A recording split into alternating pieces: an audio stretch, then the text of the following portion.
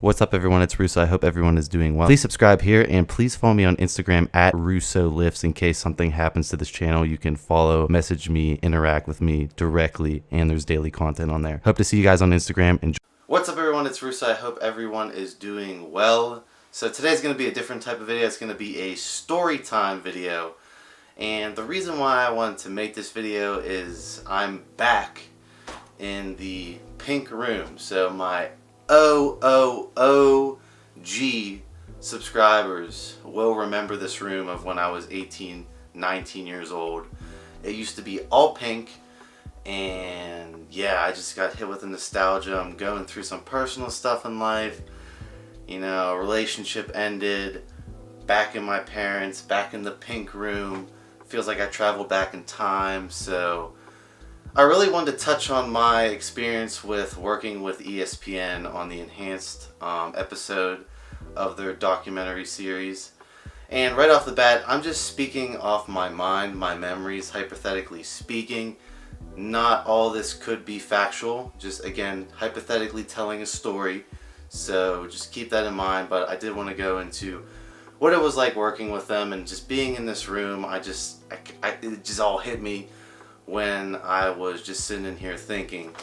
So I thought I would jump on camera and give a shot on telling this story. So let's rewind time back to the more immature Russo days where I was just, again, had aspirations of being in bodybuilding, being in the fitness industry, and exposing the shadow of lies. Like, I just wanted to unveil the curtain of what's actually going on in this acting industry, what's actually going on in this bodybuilding industry, this fitness industry.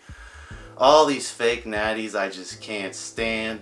Even back then, I was all about transparency. So when I decided to become enhanced, decided to start messing around with SARMS at the age of 18, even though, you know, all eyes on me, especially at that age, I decided to be completely transparent and open, starting off my enhanced bodybuilding journey. Again, my original channel had videos of me, stick figure Russo, long distance runner, lifting in his basement.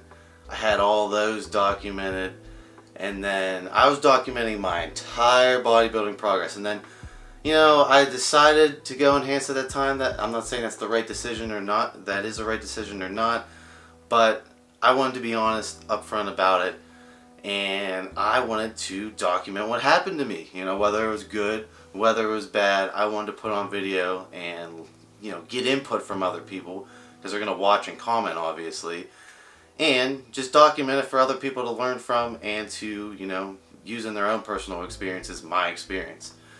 So that caught a lot of attention from big corporate media. So I was reached out to by BBC first, to which they wanted to use a lot of my YouTube footage in their documentary, to which I declined. I was not about to just give them my footage. They never gave me any context of what they were going to do with it, especially at that age, and just do whatever. I know they were going to use me as the kid abusing SARMS, not, you know, I was going for the anti-hero. I think of myself as an anti-hero. I shouldn't, you know, I don't condone what I do, but in my opinion, it needs to be out there in the open. There needs to be no more lies, and people actually need to know what goes on and the real risk and the real benefits associated, completely unbiased. They're just going to utilize my footage as the kid abusing SARMS, blah, blah, blah, you know. So without me having any say in how they're going to use my footage, I declined that offer. But that was a big documentary in the UK that I missed out on. Again, not too bummed. Really didn't think it was that good. I watched it. But that was my first big interaction with corporate media. Again, had 2 agents reach out and scout me. The next go around with corporate media was from ESPN. So for all my international viewers, ESPN domestically in the United States is the biggest sports network, the monopoly sports network, honestly. They own MLB, they stream that, they stream NHL, NFL, any sport. ESPN is the place to watch it. They got a bunch of different channels, and I was scouted by them. So me, again, rewind, younger, more immature, easily, I wouldn't say easily, but definitely more easily manipulated Russo, thought, you know, it was a decent idea. They were willing, supposedly, to have an unbiased conversation about SARMS, and they're willing to interview me. So I was excited. I watched ESPN my whole childhood. Again, I grew up in Pittsburgh. Pittsburgh is all about sports. Pittsburgh Steelers, Pittsburgh Penguins. Then the Pirates fucking suck, but like we still watch them because the Penguins and Steelers have been so good over the years. You know, this is a sports town. This is the sports town. So me getting an opportunity like that at such a young age to work with a documentary company licensed by ESPN, I did want to jump on that. And I was willing to, you know, take the risk. Again, I'm not stupid. I know their end goal is, oh, we gotta find the SARM abusing kid who's really young and try to exploit him. But I was hoping with the interview, it would be an unbiased interview. I think, you know, what they were hoping for is they were gonna get a more naive teenager, young person who wasn't as in tune with what he was doing to himself biochemically as I was, but they got me instead. So how this worked, I want to go into this process because it's not like, boom, you're on a plane, you're going there. No. It was multiple scouting interviews. First started with emails, back and forth. Would say, you know, what I was doing. I explained that I wanted to unveil the truth about the fitness industry, using myself as a guinea pig, documenting how to create a pro-level physique. This is back when I didn't really have a good-looking physique, still figuring everything out, and I was still training for strength and central nervous system work. I did not switch over to more bodybuilding style training until about the past 2 years. I slowly switched over to training actually like a bodybuilder. Before then, I was just working on my strength base utilizing SARMs, meaning I was chasing being able to do hypertrophy volume with heavier weights, so I was working in lower rep ranges, not really building muscle, but building strength and central nervous system adaptation. So eventually, like today, I could switch over into bodybuilding and not do lighter fucking weights with bodybuilding. I can do pretty heavy working sets nowadays. And yeah, that's what I was doing back then. My physique did not look the greatest, if you guys remember, because of how my genetics are. I was constantly bulking, putting on weight. I think at the time I weighed around 215 pounds and I was pretty fluffy at age 19 was when this was all going down. And this was right before I was getting kicked out of my parents for the videos I was making. So I was super excited. Like, I had to move out into an apartment. This ESPN thing was happening right as I was in the moving out transitioning period. So I thought it worked out well. So over the months, I had 2 phone call interviews. First with the scout who said he was going to be the one asking me the questions. Wasn't the case as it turned out. And then a 2-panel person interview, which I think were the higher ups, which one of them turned out to be the one asking me the questions. And they went well. They loved me. They liked how smart I was. They liked how passionate I was about what I did. Constantly hyping me up. Again, these people are really trying to get you to do it. Like, they're gonna say whatever they can to get you to go along with doing it. Never once was compensation brought up. It didn't matter. They did mention that they could shout out my stuff on the documentary. If you guys watch the documentary, it's on ESPN Plus. Just search Enhanced on ESPN Plus. You'll find this episode and you'll be like, damn, Russo came a long way since this video. But yeah, none of my stuff was plugged or mentioned, but I'll get to that. So finally, after going through this whole process, I get chosen to be in this documentary. Harvard doctor, another doctor studying myostatin, which is YK11. Bunch of people, way higher accolades than I did. You know, I was just the internet YouTuber dude. And I was really nervous, honestly, because I was really concerned that they were going to destroy me in this interview.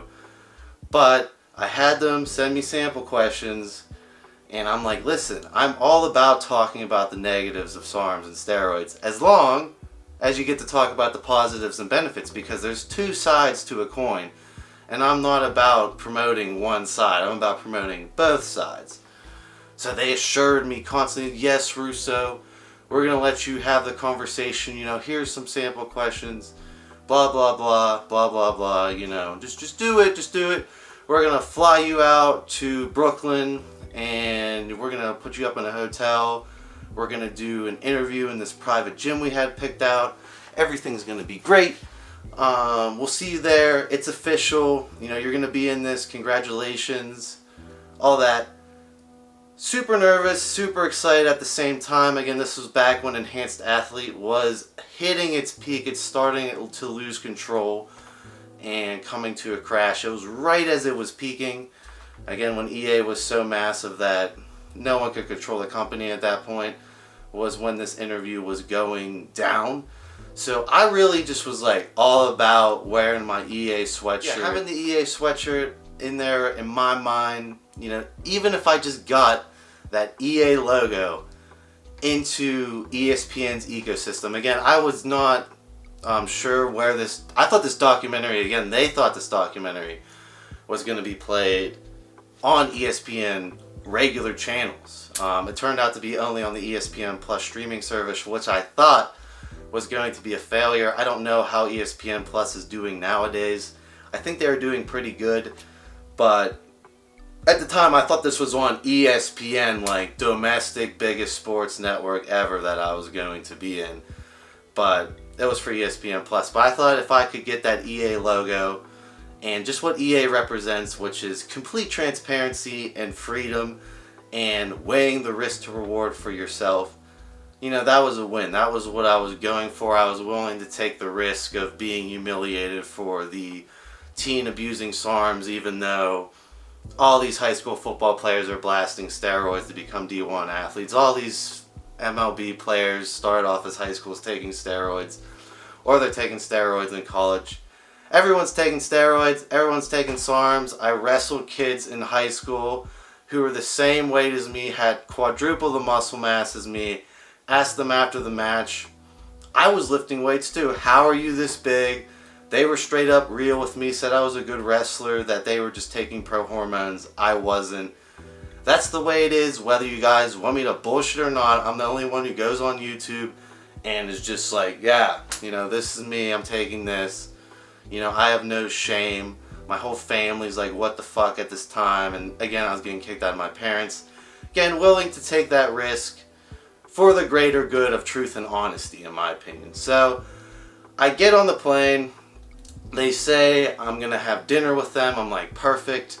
If I have dinner, at least I can scout these people out, kind of, analyze their personalities, see what they're going to be like on camera, and just get a feel with the direction they're going to try and take me in this interview. And I also get to meet the person asking me the questions in person, face to face, and get to look them in the eyes. They were shooting, I think, at Harvard, the doctor in the video. They were shooting with him. They were running late on the plane. They said they could not meet me for dinner. So my aunt lives in Brooklyn, so I just Ubered to her house, and then we went out and we had dinner at this fancy seafood place. My aunt suffered a stroke during that time, so I was super emotional seeing her, making sure she was okay. She literally almost died. And yeah, we were just catching up. The restaurant owner knows my aunt, gave us a bunch of free alcohol, and he gave me an entire full fish for half off. I had this massive fish. I think I might still have a picture of it. I'll see if I can find it on my phone and throw it up. But I ate this entire fish, which was the dumbest fucking thing. Again, I was younger, because I looked so bloated on camera the next day. But the fish also wasn't cooked all the way, and I had digestive issues the entire night before this ESPN documentary shoot. So I was on the toilet 2 a.m. just shitting my guts out because of this stupid raw fish I decided to eat. And like, it was like the waitress is like, oh, this is the best fish ever. You know, you're a big dude. And there's no way you can eat this whole thing. This is made for 3 people. And I just mauled it like an idiot. You know, and I don't even know why I did it. I really regret that. But yeah, I was shitting myself until 2. Went to sleep. Again, I woke up.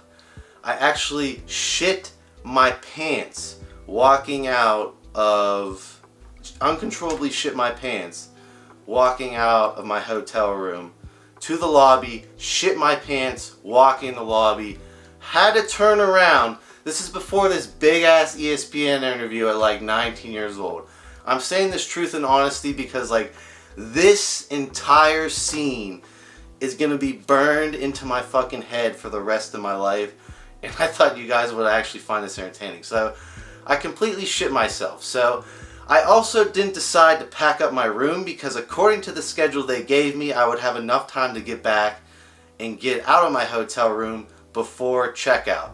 So I left my stuff in the room. Horrible mistake, cost me a lot of money. So after shitting myself and changing, I finally somewhat located the gym. Again, they weren't being too communicative on where I should go. This gym was on, I believe, the 5th floor of a building in Brooklyn, and I could not find the entrance. I finally found some warehouse worker and asked him after walking around Brooklyn for a while, and I found it. So we go up to the interview, okay? I'm there. The camera people are there, and the person who's supposed to ask me the questions is there. Again, I forget their names. It happened so long ago. It's kind of a traumatic experience, again, with me shitting myself and how nervous I was at the time. But yeah, they were there. The person asking me the questions was late. So the issue they were having was that the air conditioner or heater at the time, I think it was the heater was on, and it was obnoxiously loud. It was an industrial heater. This gym was more like a powerlifting gym. Again, if you're an Oli athlete or a powerlifting athlete, this was not some fancy bodybuilding gym or corporate gym. Just an old school CrossFit powerlifting type little Brooklyn gym for strength training. And they could not figure out how to shut this heater off to do the interview because they need good audio. So I was bullshitting with the cinematographers again at the time. I was going to Robert Morris, or I was going to college studying information systems, and I was also, always contemplating studying film and cinematography because YouTube, making videos, is my passion. So they had a Aries 2, which if you don't know is about a $20,000 cinema camera. So I really got to talk a lot about like what it was like shooting on the Aries, how, working with that, editing that footage, how the dynamic range is. I was just trying to calm myself down, distracting me about what was about to go down. Finally, the person who is there to ask me the questions shows up. Again, I had a sheet of the questions they were supposed to ask me and in my hand, and I was reading them. I had all the answers memorized on what I was going to say. And I don't want to badmouth anyone. Again, I don't do that, but this woman was married to one of the most famous rock climbers in the world. He has, I think, over 2 million on Instagram now. Again, you can look him up. They're all in, if you search Enhanced on ESPN+. You can look into who interviewed me. You can look into all that. But again, super, super famous rock climber. She was very well educated, and she made the Free Climb documentary, if you watch that. I believe that Free Climb documentary is on Netflix. So she's a legit cinematographer, director, producer. And I was going up against her. Never had any interaction with her. Now that I rewind time, I did speak with her on the phone. Never revealed, who she was and, the level she was at. But I did speak to her one time. So when we finally got to the interview, they got the heater shut off. So the temperature in this gym went from, it was a nice controlled 75 to around 35, 40 degrees, extremely cold. And they wanted me to do lifting footage. So I was like, really like, let's just do the interview first and then I'll try and warm up after. And they were fine. They already killed 2 hours or an hour and a half of their shoot time. They only had this gym rented out for so long, so again, it's crunch time, as anyone who does shoots knows.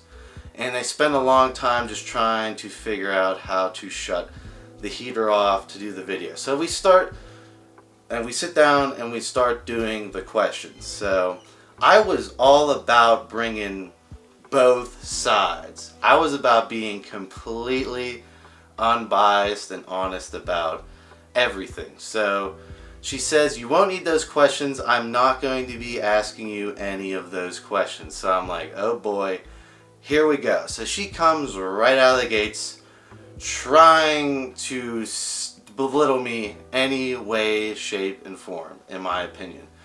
She went into, right off the bat, how I was shilling for EA.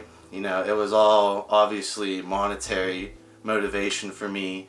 Nothing about the passion I had or anything like that. And again, that was a question that I heavily regretted answering, and the first question that she tried to get to and catch me off guard. After a while, I started to regain my composure and get my defense back, but her getting me with that one really did grind my fucking gears, because I was not about that. Again, EA gave me the opportunity to make the amount of content I was able to make back then. Without EA, I never would have been able to make like even half the content. I couldn't even afford all the product. I couldn't even afford flying around to those events. Again, I owe EA a lot to my original channel's content and all the information that came from my original channel videos to EA. It was not just a shill for EA. I think EA at the time was the best source, the most legitimate source, and the source putting out the most honest, unbiased info, letting you know the risk as well. Freedom fighting company that was not just making SARMs out like they were side effect free. At the time, again, when SARMs first hit the market back then, there were people saying some ridiculous claims like there's 0 side effects. We all know that's completely bullshit. And EA was not that company. EA was honest and legit, but she came out, grilled me on that, got me on that interview. That pissed me off. And then, I mean, it wasn't completely untrue, but it definitely wasn't necessary in what the interview was. Again, she was trying to form the character she wanted out of me for the documentary. And I get that. You know, everyone has their own motivation with their artwork, project, documentary that they're trying to convey to the public. Personally, that's why I stick to doing my own YouTube videos. I don't really like getting in other people's work, because I am just a pawn in their plan, versus my channel.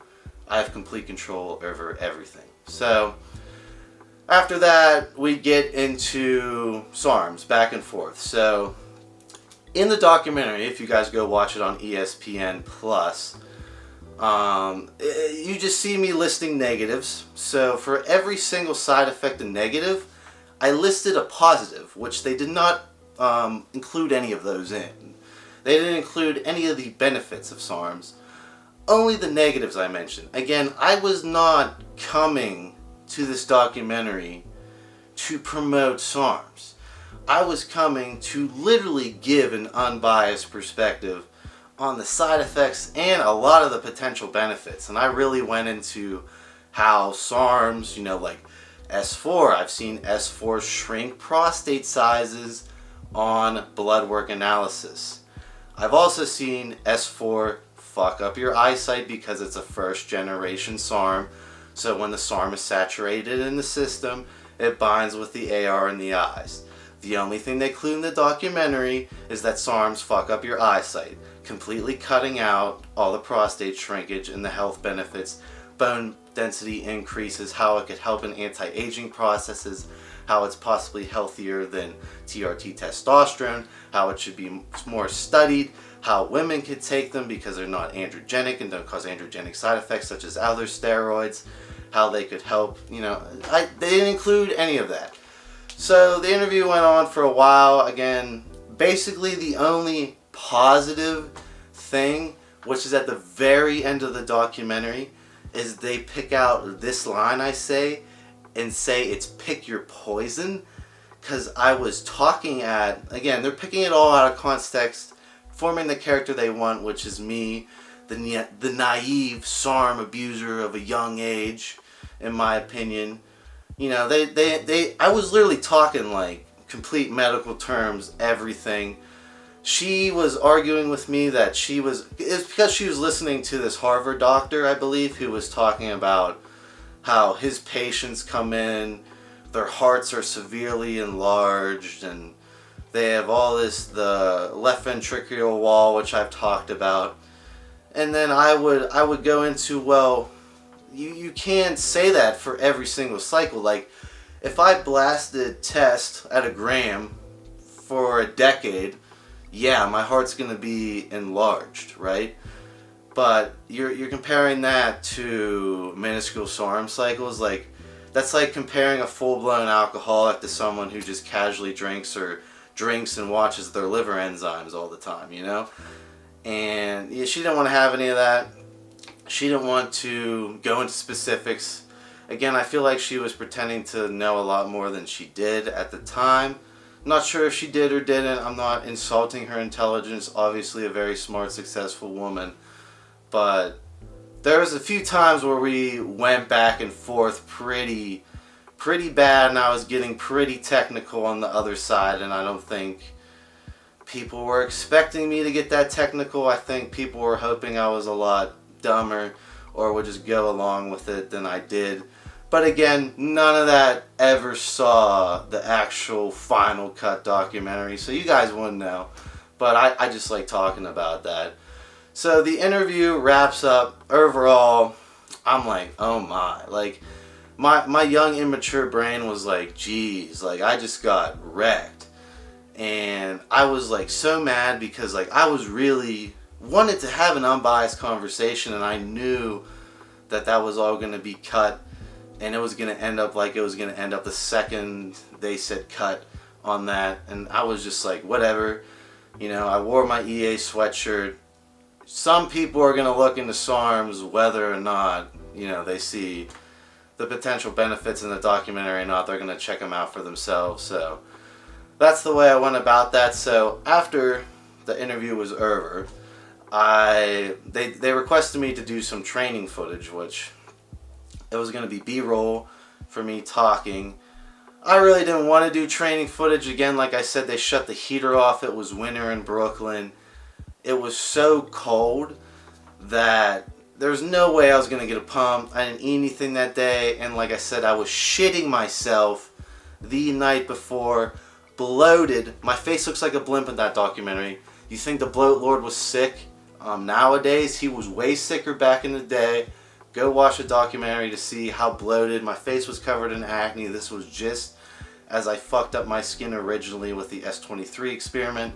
Perfect timing, right? It was karma just bitch slapping me as hard as she could.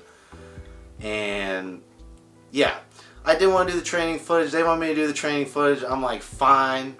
I'll do some, like, I said I would do, like, I would bench like 135, you zoom in, don't include the weight. Just stupid B-roll for them to use, I would agree to do. So I warmed up. This is like when their time is crunched. They're like, you really can't warm up. We're like, we need to go. We need to get this footage. It's fine. We'll just use really light weights. It was really cold in this gym. So I unracked 135. It was so cold. Pec instantly strained. I thought I tore my pec. It was a strain. Instantly tweaked my right pec. And it was donezo. Literally like that, because I did not get to warm up properly. So on top of all of that, I strained, slightly tore my pec. I don't know which one it was. And then after the workout stuff was included, they didn't really include much of any of that footage anyways, because I know how this works. They just collect B-roll, and then if they need more B-roll to make the documentary longer, they include more B-roll. But, you know, I thought they'd have better B-roll from the other, you know, more alkylated people in this documentary. So after they got done grilling me, these people just got done trying to grill me on camera. They were like, "You're so smart, Ryan. Why don't you go to medical school? All this stuff." They got me this Chinese food, which was the most disgusting, greasy food I've ever seen.